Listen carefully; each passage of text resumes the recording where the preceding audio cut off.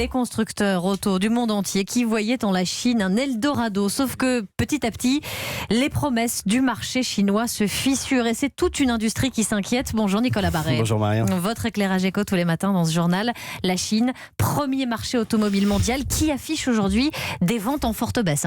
Oui, et d'ailleurs, c'est un bon baromètre de l'état même de l'économie chinoise. Vous savez que le régime exerce un contrôle politique très strict sur les statistiques de croissance. Aujourd'hui, la croissance serait de l'ordre de 6 à 6,5% officiellement, ce qui est déjà bas pour la Chine, c'est le plus bas depuis 30 ans. Mais beaucoup d'experts estiment que c'est encore moins. Et ce qui se passe sur le marché automobile le laisse penser en effet.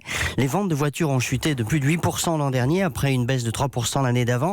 Et puis autre fait significatif, les ventes de voitures électriques également ont reculé, alors même que l'État planificateur chinois pousse à fond cette technologie à coup de subventions, d'aide aux fabricants locaux. C'est bien le signe quand même qu'il y a un très net ralentissement de cette économie chinoise. Un coup de frein en Chine qui pénalise les industriels étrangers. Alors oui, pas tous d'ailleurs. Tous ceux qui se situent en milieu de gamme comme les Américains, General Motors ou Ford subissent des chutes de vente importantes. Ils ont aussi souffert de la guerre commerciale avec les États-Unis. Les Français, Renault et PSA, déjà peu présents, sont laminés.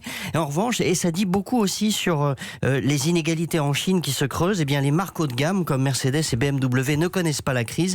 Pour eux, la Chine, premier marché du monde, reste un formidable poumon.